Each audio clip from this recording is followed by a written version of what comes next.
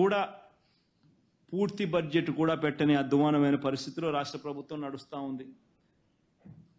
పూర్తి బడ్జెట్ ప్రవేశపెడితే తన మోసాలు బయటకు వస్తాయని చెప్పి కప్పిపుచ్చుకునే కార్యక్రమం జరుగుతూ ఉంది. రాష్ట్రంలో ఏం జరుగుతూ ఉన్నాయనంటే హత్యలు, దాడులు, దౌర్జన్యాలు, ఆస్తులు నష్టం చేయడం, రెడ్ బుక్ పరిపాలన సాగిస్తూ ఉంది. ఇది క్లుప్తంగా చంద్రబాబు నాయుడు గారి ప్రభుత్వం మీద, 50 రోజుల ప్రభుత్వం మీద మామూలుగా అయితే అసెంబ్లీలో ఇంతసేపు మాట్లాడాల్సిన పరిస్థితి. కానీ అసెంబ్లీలో ప్రతిపక్ష పార్టీ ఒకటి ఉంది అని కూడా వాళ్ళు గుర్తించారట. ప్రతిపక్ష పార్టీ అనేది ఉండేటివే 2 పక్షాలు, ఒకటి అధికార పక్షం, ఒకటి ప్రతిపక్షం. ఇక వేరే పార్టీయే లేదు. అయినా కానీ ప్రతిపక్ష పార్టీ కింద ప్రతిపక్షంలో ఉన్న పార్టీని గుర్తించారట. మరి ప్రతిపక్ష పార్టీని ఆటోమేటిక్లీ ప్రతిపక్షంగా గుర్తించినప్పుడు ఆ ప్రతిపక్షానికి ఒక నాయకుడు అనేవాడు ఉంటాడు కదా, ఆయన ప్రతిపక్ష నాయకుడిగా గుర్తించాలి కదా. మరి అది గుర్తించారట. ఎందుకు గుర్తిస్తే మైక్ అసెంబ్లీలో ఒక హక్కుగా ఇవ్వాలి. లీడర్ ఆఫ్ ది హౌస్ మాట్లాడిన తర్వాత అంతే సమయం ప్రతిపక్ష నాయకుడికి కూడా ఖచ్చితంగా ఇవ్వాల్సిన అవసరం ఉంటుంది, ఉండాలి, హక్కు అది. ప్రతిపక్ష నాయకుడు చేయెత్తితే ఖచ్చితంగా మైక్ ఇవ్వాలి. ప్రతిపక్ష నాయకుడికి అంతే టైం కేటాయించాలి. ఇవన్నీ చేస్తే ఈ మాదిరిగా ఆయన చేసిన పనులకు, ఆయన చేసిన పద్ధతులకు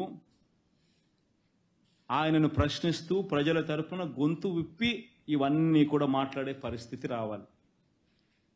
ఇవన్నీ ఎవరు మాట్లాడకూడదు, ఇవన్నీ ఎవరు అడగకూడదు, ఎవరు రోడ్డు మీదకి రాకూడదు, ఎవరు అసెంబ్లీలో క్వశ్చన్ చేయకూడదు, మేము ఏం చేసినా కానీ ఎవరు మాట్లాడకూడదు అని దుర్మార్గమైన ఆలోచనలతో చంద్రబాబు నాయుడు ఇవన్నీ చేస్తూ ఉన్నాడు. కాబట్టి ఇక అసెంబ్లీలో గొంతు విప్పినా విప్పలేకపోయినా అసెంబ్లీలో జరిగేటప్పుడు మాత్రం ఇదే మాదిరిగా ప్రజల తరపున మీడియాను ఉపయోగించుకుంటూ, మీడియాలో కూడా బహుశా ఈనాడు, ఆంధ్రజ్యోతి, TV5 లాంటి దుర్మార్గులు, చంద్రబాబు నాయుడు లాంటి కొవ్వొట్సు, చంద్రబాబు నాయుడు గారిని మోసే వ్యక్తులు అనుకూలంగా ఎలాగూ రాయరు, ఉండరు. కాబట్టి న్యూట్రల్గా ఉండే మిగతా పత్రికా యాజమాన్యాలు, మిగతా పత్రికలు, నిజాన్ని నిజంగా చెప్పగలిగిన పత్రికా యాజమాన్యాలను,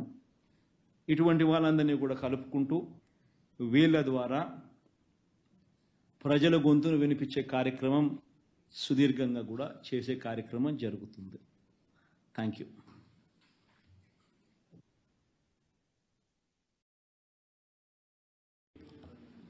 Sir, one question. Chandrababu Naidu has compared you to Pablo Escobar. So what's your? I didn't get your point. Could you repeat it? Sir, Chandrababu Naidu yesterday, compared yourself to Pablo Escobar, the Russian drug lord. So what's your say about that? Colombian. Yes. What is his name? Pablo Escobar. What is it? Pablo Escobar. What? Pablo Escobar. Pablo, sir. Pablo. So he's more of a Colombian drug lord, sir. Is he Chandrababu's friend? That he knows his name so well. He must be, otherwise I don't know his name itself.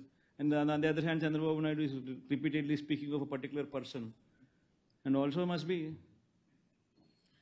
Sir. In a sense, since you are in Andhra Pradesh, you know who is the mafia and who is doing what.